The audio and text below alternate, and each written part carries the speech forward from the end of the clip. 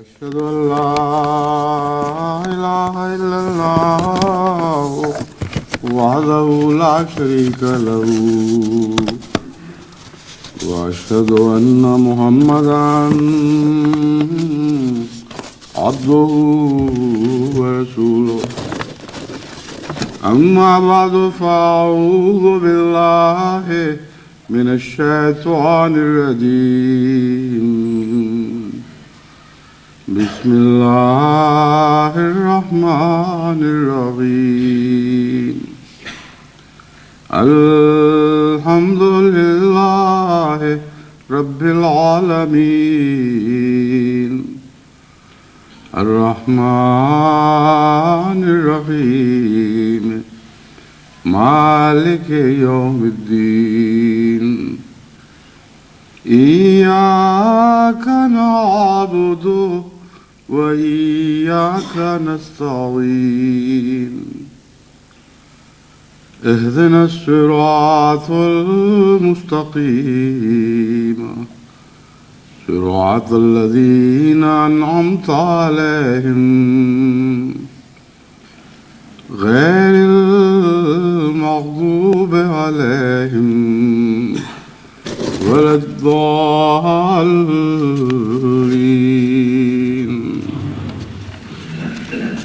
ومن آياته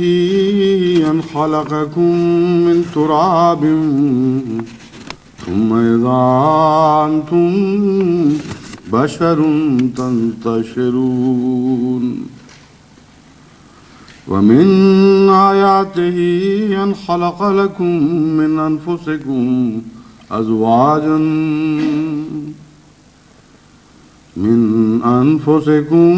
أزواجا لتسكنوا إليها وجعل بينكم مودة ورحمة إن في ذلك لآيات لقوم يتفكرون ومن آياته خلق السماوات والأرض واختلاف ألسنتكم وألوانكم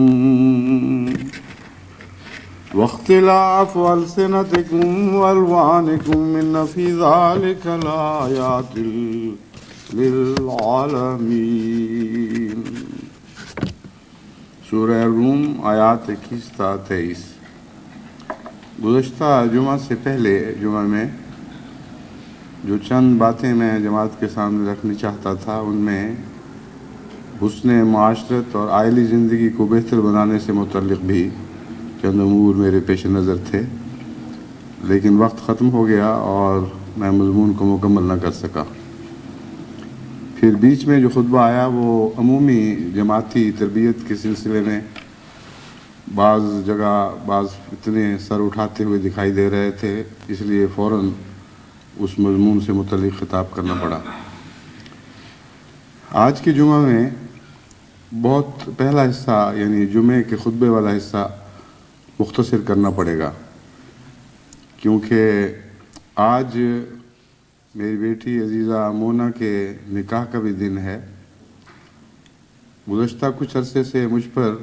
مختلف طرف سے یہ محبت بھرا دباؤ ڈالا جا رہا تھا کہ میں اس جمعے پر اس نکاح کو اس طرح شامل کر لوں کہ یہ تمام دنیا کے میں بیک وقت سنا اور دیکھا جانے والا نکاح بن جائے، اور اس طرح اس تاریخ ساز سال کے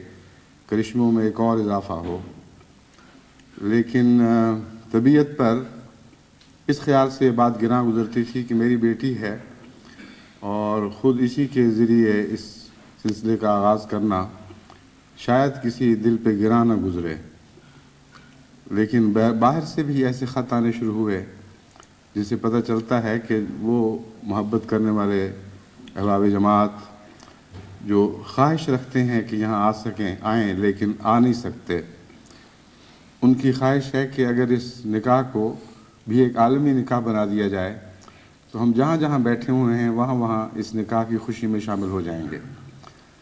تو چونکہ یہ ایک پرخلوص قلبی تعلق کا اظہار بھی ہے اور ایک حق بھی ہے جماعت کا مجھ پر۔ اس پہلو سے میں سمجھتا ہوں کہ آج کے خطبے کے بعد نمازوں کے بعد انشاءاللہ تعالی یہ عالمی بین الاقوامی روابط اس سلسلوں کے ذریعے انشاءاللہ یہ نکاح بھی پڑھا جائے گا۔ لیکن اس سلسلے میں ایک دو باتیں بیان کرنی ضروری ہیں۔ خطبہ جمعہ کے بعد نماز بہرحال لازم ہے، اس کے درمیان میں کوئی اور تقریب نہیں داخل کی جا سکتی،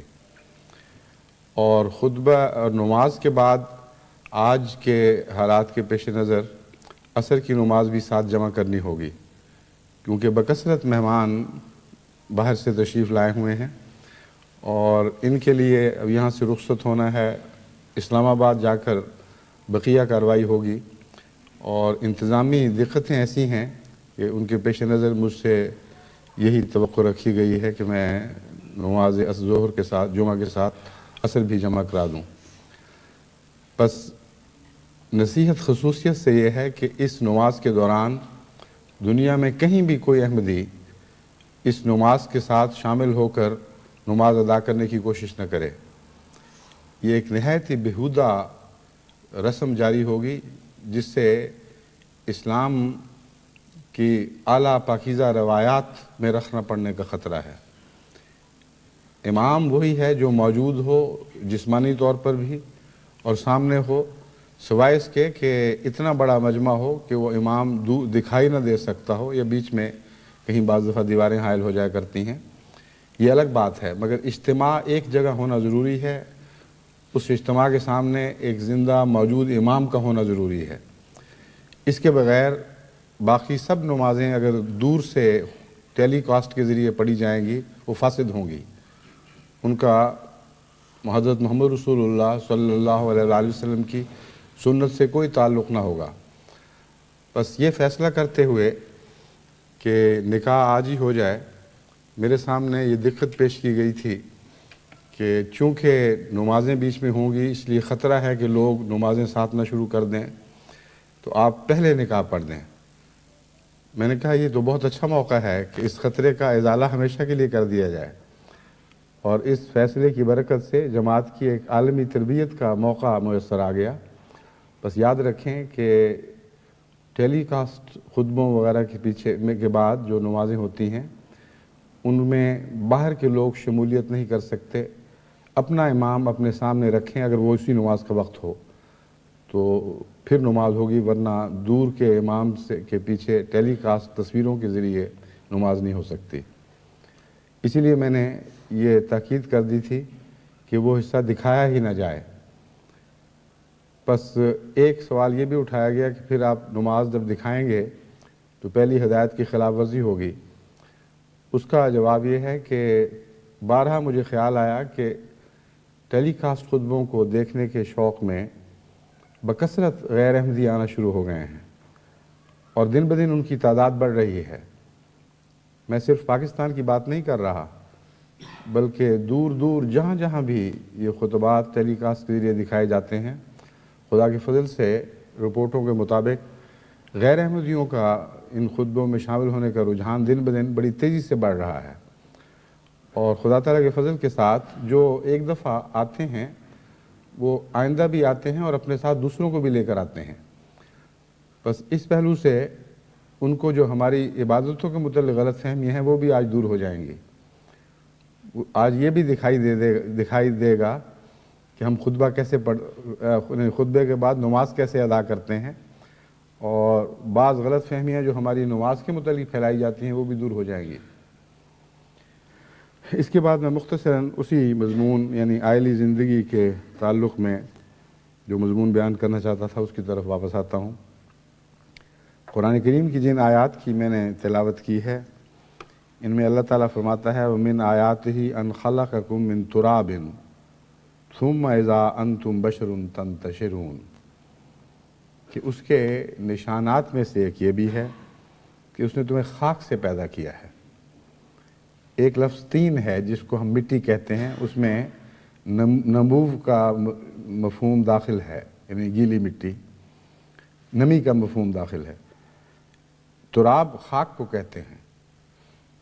تو یہ ایک طرز بیان ہے جس سے انسان کو اس کے عاجزانہ آغاز کی طرف توجہ دلانا مقصود ہے کہ تمہاری حیثیت کیا ہے، خاک کے پتلے ہی تو ہو۔ ثم اذا انتم بشر تنتشرون، پھر دیکھو کیسی عظیم تبدیلی واقع ہوئی ہے کہ تم بحیثیت بشر جو تخلیق کائنات کے سب سے اوپر کی منزل پر کھڑا ہے،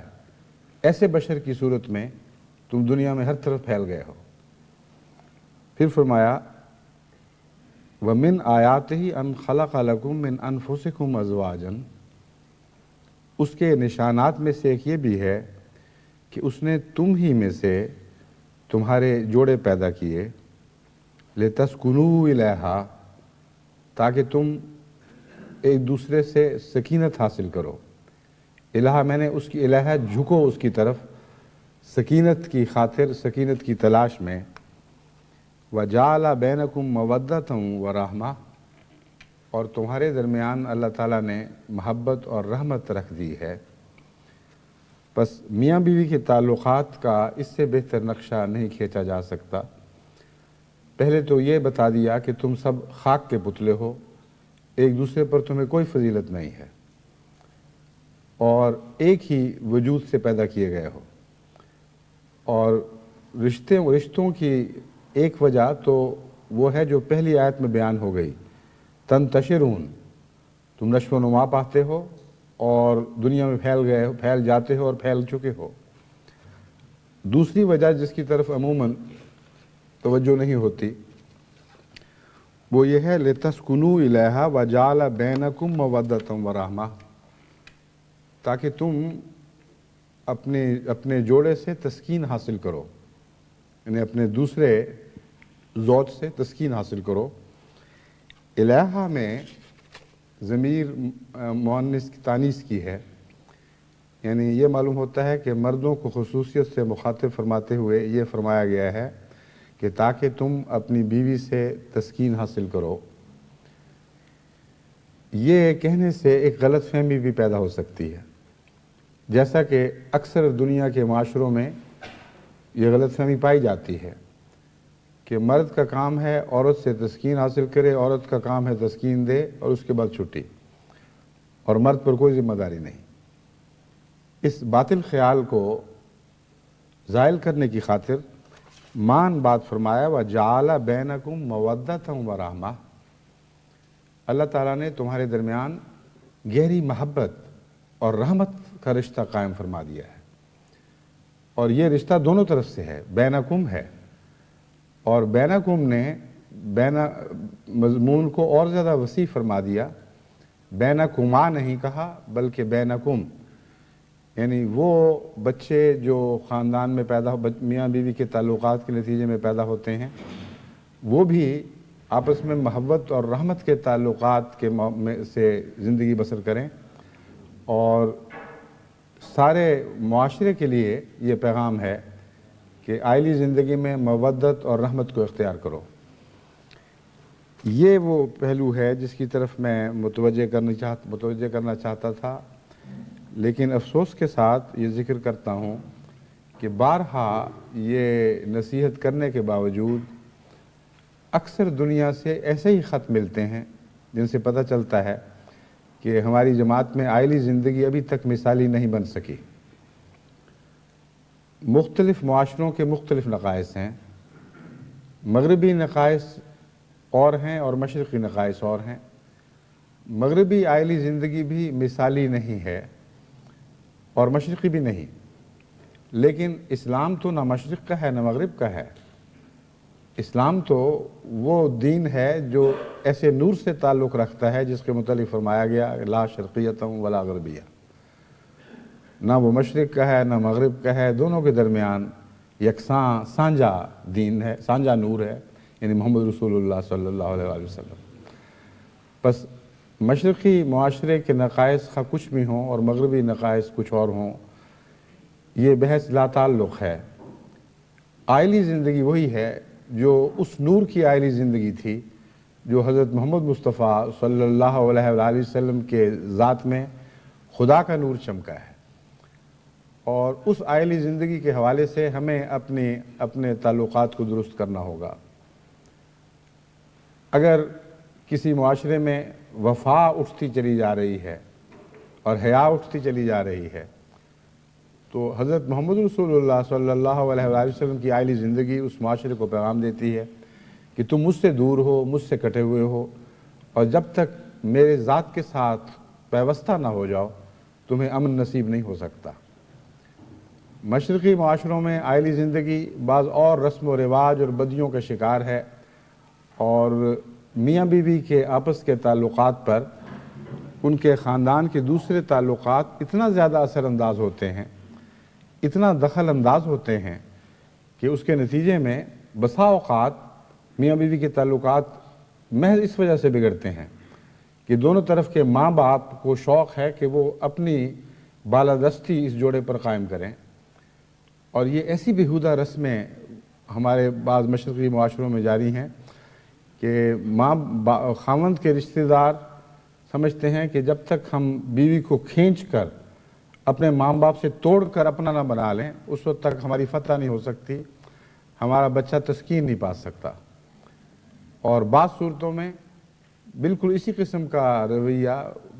بچی کے والدین اختیار کرتے ہیں۔ وہ سمجھتے ہیں جب تک خاوند سے اور خاوند کے رشتہ داروں سے کلیتاً توڑ کے الگ نہ کر دیا جائے اس وقت تک اس جوڑے کو سچا چین نصیب نہیں ہو سکتا، سچی سکینت عطا نہیں ہو سکتی، اور اس کے نتیجے میں وہ دونوں خاندان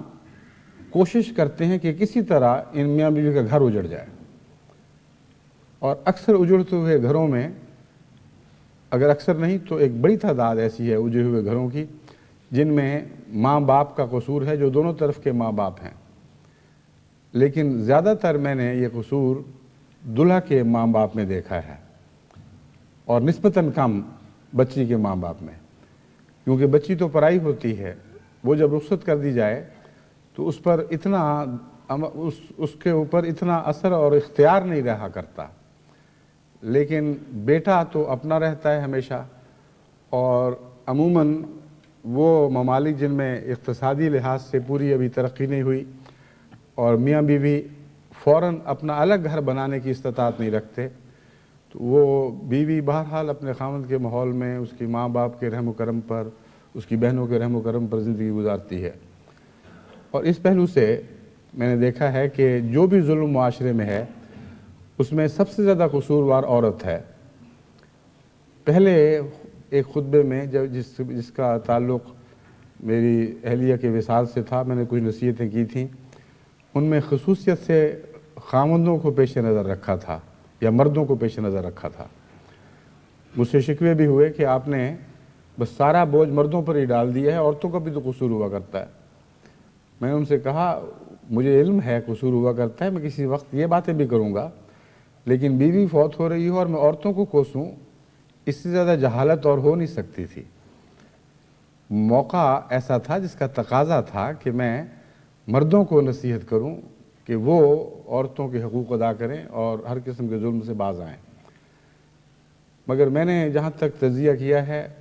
مجھے اس میں کوئی بھی شک نہیں نظر آتا کہ بگڑے ہوئے مردوں کی بنیاد بھی ان کی مائیں ڈالتی ہیں اور انہی بنیادوں پر ان کی عمارت استوار کرتی ہیں،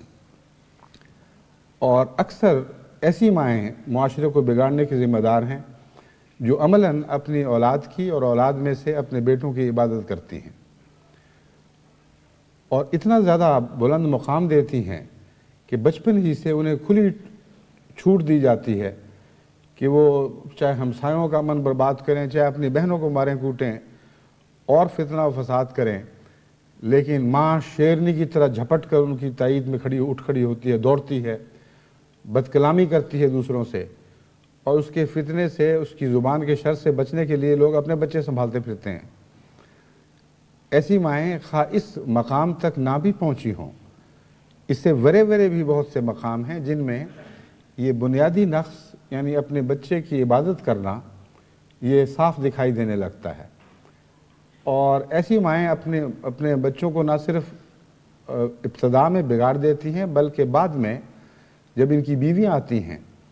تو ان بیویوں پر فرعون کی طرح حکومت کرنا چاہتی ہیں. ان بیویوں سے تعلق توقع رکھتی ہیں کہ تمام تر خدمتیں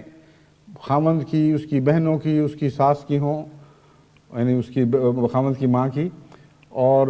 وہ گویا کہ گھر کے لیے ایک نوکرانی پال لی گئی ہے یا خرید لی گئی ہے.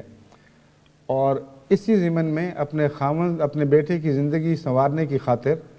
بعض دفعہ پروفیشنل سے شادیاں کی جاتی ہیں. بعض دفعہ لوگ مجھے بھی لکھتے ہیں کہ جی ہمیں تو کوئی ڈاکٹر عورت ڈھونڈ کے دیں،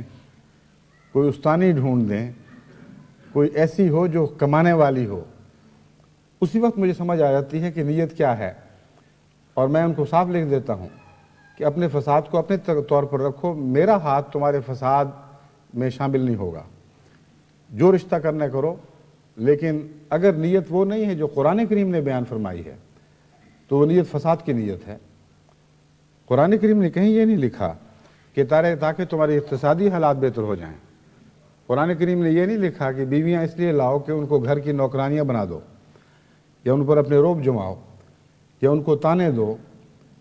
اور جہاں تک اس تان و تشنیع کا تعلق ہے، بہت سے گھر اسی وجہ سے اجڑتے ہیں. لڑکی گھر میں آئی ہے، وہ اس کی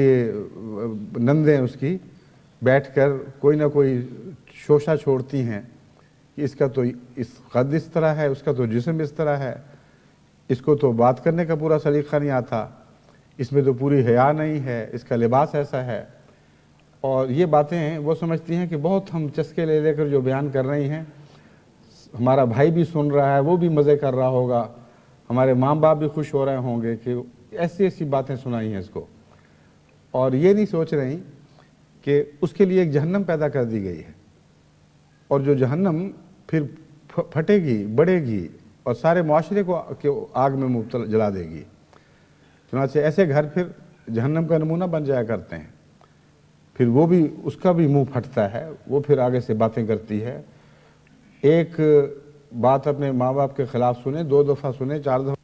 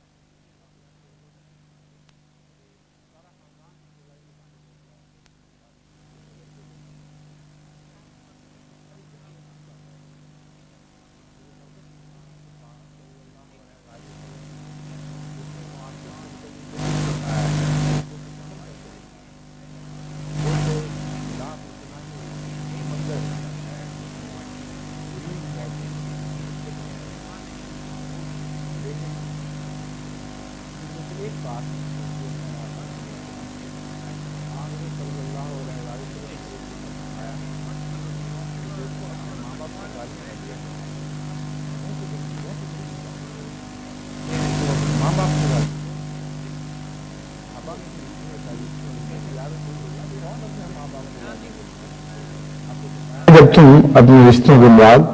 ایک دوسرے کے ماں باپ کو گالیاں دیتے ہو تو تم اپنے ماں باپ کو گالیاں دے رہے ہوتے ہو. اس میں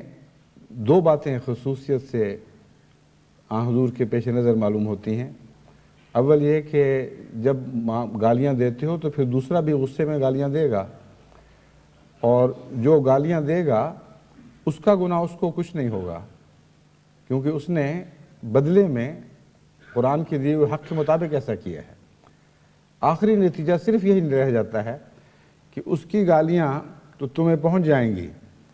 اور تمہاری گالیاں اس کو نہیں پہنچیں گی بلکہ اپنے ماں باپ کو ہی پہنچ رہی ہوں گی. بس کیسا عظیم الشان حکمت کا ایک سرچشمہ جاری فرما دیا. اور اس کی بنیاد اس آیت کریمہ میں ہے جس میں فرمایا گیا وَلَا تَسُبُّوا الَّذِينَ يَدْعُونَ مِن دُونِ اللَّهِ فَيَسُبُّوا اللَّهَ عَدْوًا بِغَيْرِ عِلْمٍ. دیکھو جھوٹے معبودوں کو بھی، دوسروں کے جھوٹے معبودوں کو بھی گالیاں نہ دیا کرو. فَيَسُبُّوا اللَّهَ عَدْوًا بِغَيْرِ عِلْمٍ. وہ دشمنی اور جہالت میں وہ پھر خدا کو گالیاں دینے لگیں گے. تمہاری گالیاں ایک جھوٹے معبودوں کو تو پہنچ ہی نہیں سکتی، ان کا تو وجود ہی کوئی نہیں. ایک خالی ہوا کو گالیاں دے رہے ہو اور اس کے نتیجے میں اس خدا کو گالیاں دلوا رہے ہو جو ساری کائنات میں ہر جگہ نور السماوات والارض بن کے موجود ہے. تو کیسا جاہلانہ سودا ہے, کتنی بے وقوفی کی بات ہے. بس اسی مضمون کو آئلی تعلقات کی مناسبت سے بیان کرتے ہوئے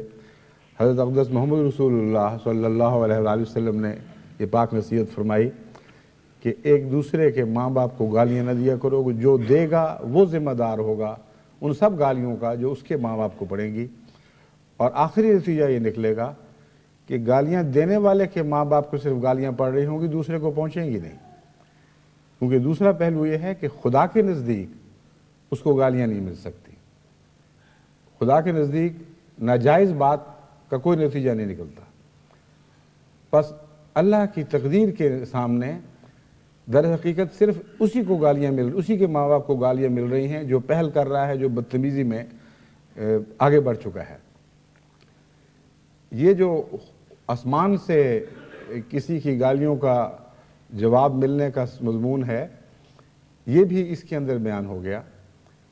اپنے ماں باپ کو گالیاں نہ دو میں ایک تو یہ معنی ہے کہ تمہارے ماں باپ کو غصے سے دوسرے گالیاں دیں گے.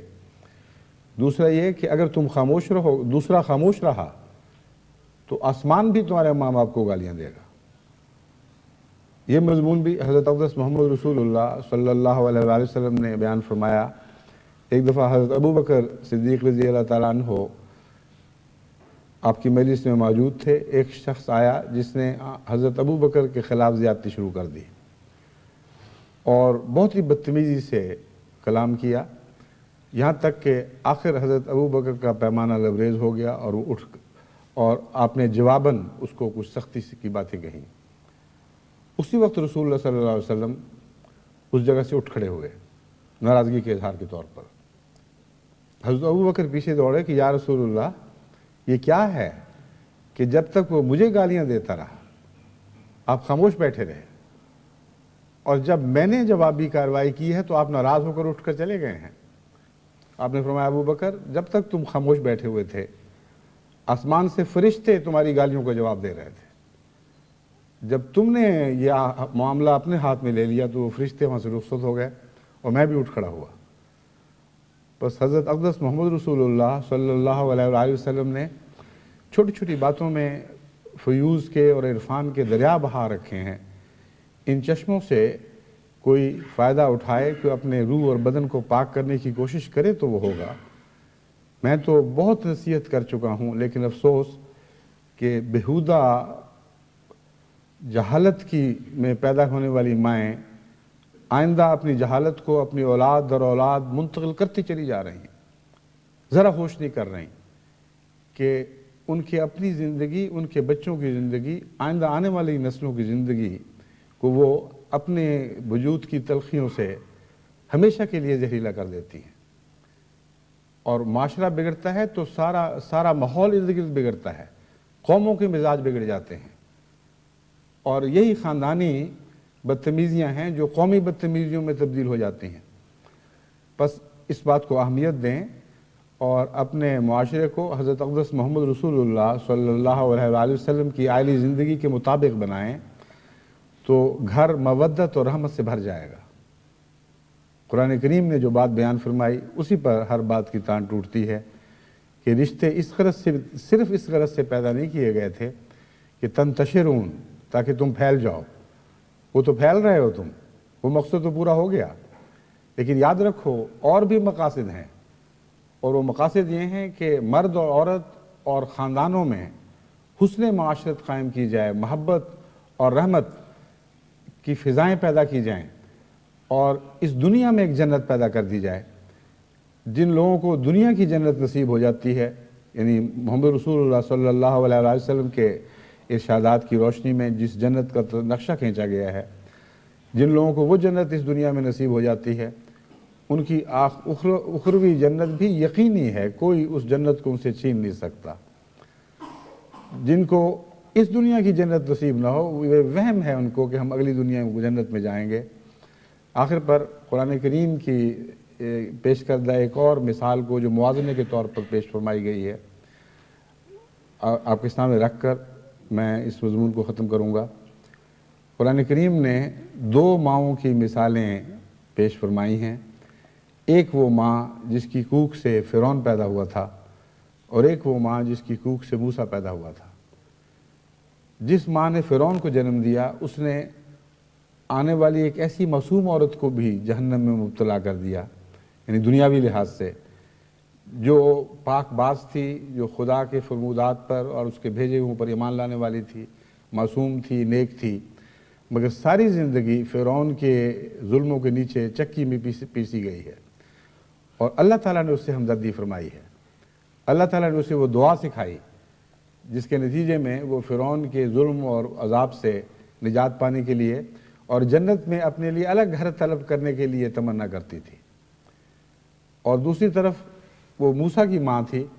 جس نے اسی زمانے میں اس موسیٰ کو جنم دیا جس کے حسن خلق سے متاثر ہو کر مدین کے ایک گھاٹ پر لڑکی نے خود ایک تمنا کی کہ کاش اس سے میری شادی ہو جاتی، لیکن شرمیلی طبیعت اور حیا کے نتیجے میں وہ یہ کہہ نہ سکی۔ اپنے باپ کو اس نے صرف اتنا بتایا کہ اس طرح یہ واقعہ گزرا ہے، کیوں نہ ایسے شخص کو ملازم رکھ لیا جائے۔ ان کے والد بہت ذہین تھے، وہ فوراً سمجھ گئے اور انہوں نے کہا ہاں ملازم تو رکھیں گے، لیکن اس شرط پر کہ تم میں سے کسی ایک سے شادی ہو جائے۔ اور وہ شادی ہوئی، اور وہ حسن خلق اسی طرح جاری رہا۔ چنانچہ قرآن کریم نے اشارتاً فرمایا ہے کہ اتنا آرام کا خیال تھا کہ چلتے چلتے دور پہاڑی کی چوٹی پر ایک آگ دکھائی دی، اور یہ کہا اپنی اہلیہ سے کہ کیوں نہ میں جاؤں اس آگ کی تلاش میں تاکہ تمہیں آرام نصیب ہو، ہم بیٹھ کر مل کر وہ آگ سینکیں۔ قرآن کریم چونکہ بہت ہی عظیم مضامین کو اور وسیع مضامین کو بیان فرماتا ہے، اس لیے جگہ کی دقت کے پیش نظر چھوٹے چھوٹے اشارے رکھے جاتے ہیں،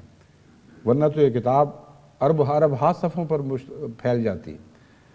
بس قرآن نے جو حسن معاشرہ پیش فرمایا ہے اس کو اختیار کرو، سب گھر جنت بن جائیں گے۔ اگر احمدی گھر جنت بن جائیں تو پھر ہم دنیا کو احمدی معاشرہ ایک نورانی معاشرے کے طور پر پیش کر سکتے ہیں۔ محمد رسول اللہ کے حسن خلق کے طور پر، آپ کے نور کے طور پر ہم یہ معاشرہ مشرق کو بھی پیش کر سکتے ہیں اور مغرب کو بھی پیش کر سکتے ہیں، کیونکہ محمد رسول اللہ کا نور دونوں کے درمیان سانجا ہے۔ اللہ تعالی ہمیں اس کی توفیق عطا فرمائے۔ اب میں خطبہ ثانیہ کے بعد نماز جمعہ پڑھوں گا، اور کیونکہ جیسا کہ میں نے بیان کیا دقت ہے وقت کی کمی کی وجہ سے ظہر عصر کی نماز بھی ساتھ پڑھی جائے گی۔ احباب کرام جو دنیا میں دیکھ رہے ہیں وہ خاموشی سے بیٹھ کر انتظار فرمائیں، دعائیں کریں، ذکر الہی کریں، درود بھیجیں، اور نماز کے بعد پھر انشاءاللہ تعالی نکاح کی مختصر کارروائی ہوگی۔ السلام علیکم ورحمۃ اللہ۔